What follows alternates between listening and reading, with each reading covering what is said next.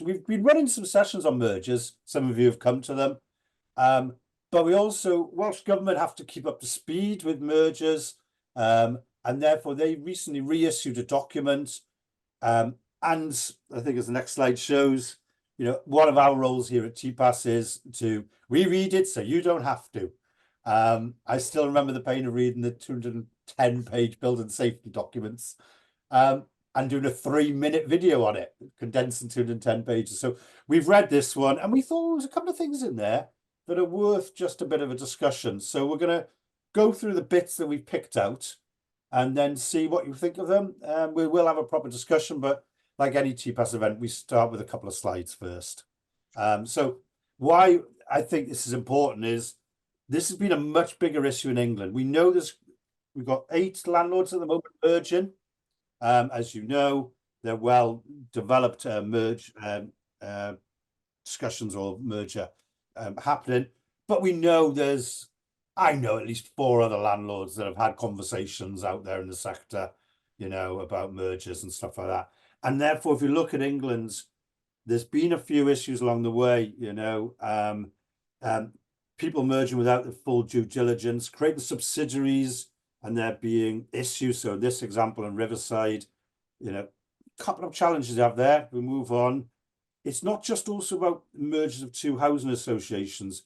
It can also be around structures that have commercial elements to them. So in this case, Swan, they speculated in property developments, commercial house building and things like that.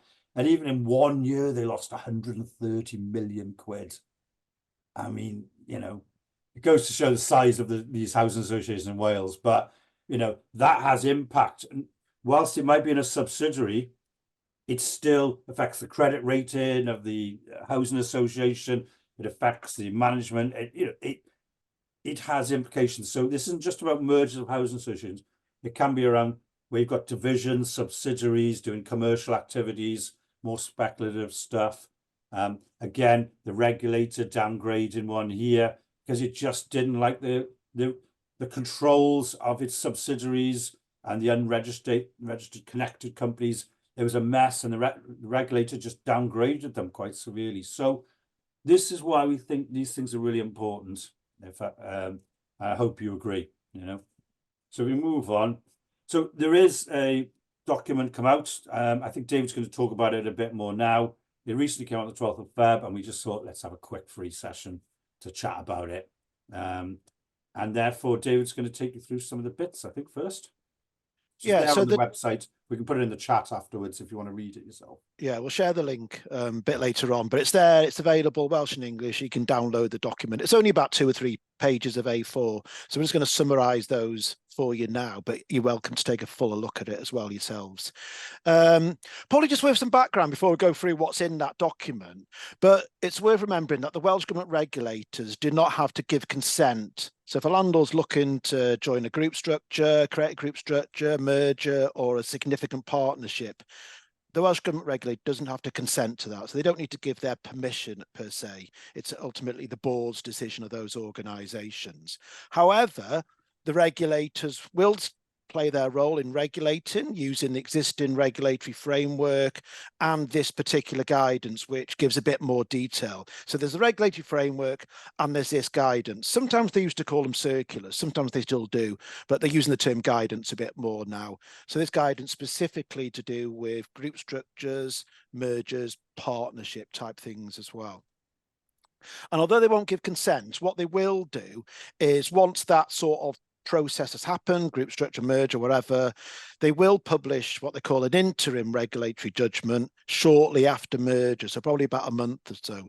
So really looking at how those organisations or one organisation, what they're doing, that new organisation, has it looked, has it complied with what's in this guidance really as well. So they'll use their normal regulatory powers and they'll publish that shortly after. But it's worth remembering as well, you might want to chip in on this bit, but all merger group structures and partnerships are different. Their background, the scale of them, the context, and particularly sometimes the purpose of them. So whether it's a fair joining of 2 or 3 organisations or is it slightly more of a rescue type merger as well? So there's different context really as well. So the guidance you'll see isn't detailed and prescriptive. It's more based on some principles. So they're not to give the level of detail which some of you may expect, partly because that's not the way regulation works, but also because every situation is different, why people are looking at mergers or group structures as well. Dave, did you want to mention anything on that one about this? No, I'll just reiterate, it's not just about traditional housing associations merging. This could be about commercial subsidiaries, maintenance arms, different structures exist. And I think we'll see more of this going forward. So even housing associations don't merge, might have new arrangements with support partners or divisions and things like that. And I think this is why I think everyone needs to be involved in this, although probably most of you who've come today are in housing associations that are merging. It's a bit of a shame because I think there's more than that to this. Yeah. Yeah. And just to emphasize around, it mentions partnerships there. I think there was a slide somewhere there. Partnerships, just for the purpose of this guidance, what they're saying is limited more to formal partnerships, the bigger partnerships which have more financial implications or risks. So say if you were just partnering with your local CAB to give some benefit advice to your tenants, that wouldn't have the same financial risks as if you're taking over a small organization or getting, working with others on a big development or something like that. So, but what they do say is it's for the landlord to approach the regulators and say, we're thinking of this partnership, is it covered by the guidance or not? So, it's up to you as a landlord to take that advice really from the regulators. I think there's been a slip. So this new guidance, it was published just mid last month there, and it was really to replace lots of outdated guidance. And it sets out clear principles for those seeking mergers, group structures and partnerships. And it relates to registered social landlords, what we commonly know as housing associations, group structures, subsidiaries. And for those housing associations, RSLs considering creating or joining a group structure as well. So there could be an existing group structure in place, which a housing association is thinking of joining as well. So it covers quite a broad spectrum there as well. So they call them the policy objectives, but they're the aims really. Why are they produced this guidance, this circular? And similar to the regulatory framework, it's all about protecting tenants and service users really. So making sure their homes are there for the long term and the quality of service is good as well. Protecting that public investment in social housing. Less so these days, public investment. Historically, there's a lot of public money gone into housing, so that's what they want to try and protect. There's no risks there. Protecting the reputation of the sector, maintain the confidence of lenders and funders. A lot of landlords can only develop as they do through taking out substantial loans with financial organisations. So obviously those organisations want to feel confident in lending, so they want to know that any risks are minimised to do with a new organisation or a new structure as well. So it gives them that bit of assurance.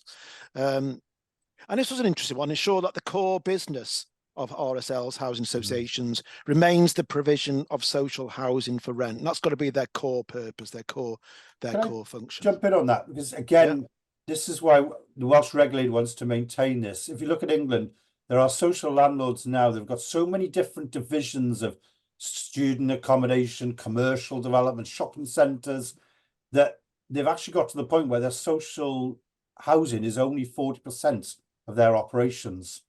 They're effectively a property company now. And I think that's not what Welsh government wants to go. I don't think politicians, different people, I think you hopefully use tenants. I would rather, I would hope, and we would want to see housing associations remain focused on being housing associations. And therefore, I think that's a key part of it. And the reputation, it doesn't help our sector. We're a small sector. If somebody else starts having problems, it affects the whole sector in terms of risk levels, they call them, credit ratings, and therefore it makes it more expensive for everybody to loan money, and that impacts what your rent goes on then if you're paying more to banks. So we need everybody to be behaving. There's no benefit in seeing somebody else being distressed. Sorry, I know I'm stating Just, obvious, but yeah. just another couple of aims. So any surpluses, what you might want to call profits, but they're not for profits, are generated, are only used to support their permitted objectives. So what are the housing related things? So they can't just spend any extra money on things which perhaps are seen as big or risky and not really related to their core purpose of the organisation, which is really important. Yeah, and it's really to aim is to allow the RSLs to structure their operations to achieve what they need to do, which is providing homes and services really, and be lower risk really as well, and everything's effectively managed. So it's all about protecting tenants, protecting homes, and all the investment in housing associations, which has happened over the years and continues to happen now. What they talk about is these principles. Like I said, regulation doesn't be prescriptive. It's not saying, oh, this is how you must consult or communicate with your tenants. It's not going to go to that level of detail. What they talk about is more principles. So things that the organizations need to think about and operate within really as well. There's a lot more of these, but we're just picking out the key expectations that relate into tenants really in this. And then we'll have some discussion on some of those. That the RSL is part of a group, that is part of a group or subsidiary, or if it's merged, that you still got to comply with a regulatory framework that still exists. So just because you're creating perhaps a new structure, you're still going to have to comply with that framework as well. And it's all in that document there. This was an interesting one. The parent of any group structure must be a Welsh housing association, RSL. So you must be registered with the Welsh government. You must be a Welsh RSL. So imagine that could be an English-based organisation, which is a subsidiary, but the parent of any group structure must be a Welsh registered social landlord, so registered with Welsh government there as well. Tenants must be safe, services must be high quality, and homes must be well managed. So whatever structure, merger, whatever you decide on, you've got to be able to protect tenants as well. Yeah, this is the one about communication. So any group structure which includes merger proposals should be communicated clearly to tenants and their views taken into account in decision making. Quite broad, that is it. It's not really that prescriptive, but perhaps we'll have a chat about that one. But you've got to communicate it, and it's up to you to decide at what point to start communicating those discussions. Is it as soon as you're even thinking about doing a merger or a group, or is it a bit later on? That's up to the landlord, and hopefully with their in consultation with tenants to talk about a communications plan. We'll chat about that one later.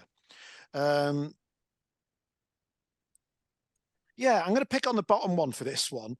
So if the proposed structure is essentially, it must be in the best interest of its tenants and service users. Obviously, it's got to be financially sustainable and everything else. But there's a key one there is whatever structure you're proposing, group structure, subsidiaries, mergers, it must be in the best interest of its tenants and service users. So you're going to have to be able to demonstrate that to the regulators as well. And hopefully to your tenants. David, do you want to touch on a couple of these ones? Yeah, why not? So I think we've mentioned already about that surplus, but I think it's really important that we've got this accountability and the scrutiny that funding provided to the RSLs or any surplus generated. I think this is one of the most important ones. Any surplus generated can only be used to support the permitted objectives. And therefore, that's an interesting one about if you make a surplus, you put it in the reserves, and then you later then use it to go into commercial development and things like that. I think there's some real scrutiny is needed around this subject here, around just using surpluses for your objectives.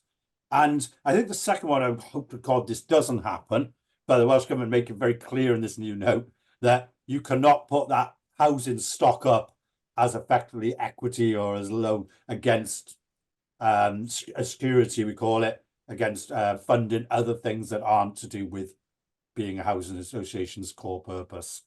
I think that doesn't happen, but the regulators made it quite clear.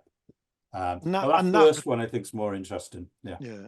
And that second point is a specific standard in the framework, in the regulatory framework as well, around not putting homes and tenants at risk from things like that as well. Yeah. You don't be finding out your home's being loaned to NatWest, on a dodgy business venture. I think this one as well, I like this one in terms of going forward.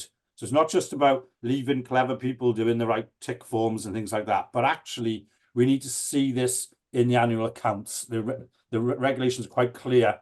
You must make clear the group structures, ensure the relationship and transactions and funding. Where's the money be moved around? You know, if you've got a subsidiary, like you've got the Newydd Cadwyn thing, you know, is money being taken out of that? Too much, too little? Where's the group structures and where's the money being moved around? So the funding transactions between these group members, this needs to be in the group structures. So, you know, I'd like to see that going forward. I'll be looking out for it, truthfully, when new joint accounts come out or these merged structures come out. Where's this? So if any of you are involved in producing annual accounts, I'll be looking at you on this subject. So in this slide, we're just summarising some of the main themes that you may be interested in. I'll have some discussion as well. You know, we'll take the slides off in a minute. But, you know, that one within the guidance, it clearly says whatever happens, whatever structure is, tenants must be safe, services must be high quality and homes well managed. So whatever you decide, proposal should be communicated clearly to tenants and their views taken into account in decision making. The funding provided support, also debt surpluses only used for housing related things, and that last point there, that really important one, the proposed structure is in the best interest of its tenants and service users there. So there's some of the four main takeaways, perhaps as from a tenant perspective. So we're probably open to yourselves now. We said this wasn't rocket science. It was just a note, some new guidance, and we thought we'd have just this little free session just to see if anyone's going to use it. Amanda, I know you messaged me with a question, but I like that, and I wondered whether you could be willing to ask it to the whole group, you know? Yeah, all this stuff is great. There's these guidelines, there's these standards to achieve. Who's assessing it? Is it self-reporting? Is it actually going to be vetted? Or are we just hoping people are honest? David, you're a regulation man. Do you want to take that? Yeah, well, it will be, because the nature of regulation in Wales is around self-evaluation. So the board must take ownership of it and say, you know, have we actually done this, including all the elements in the guidance as well?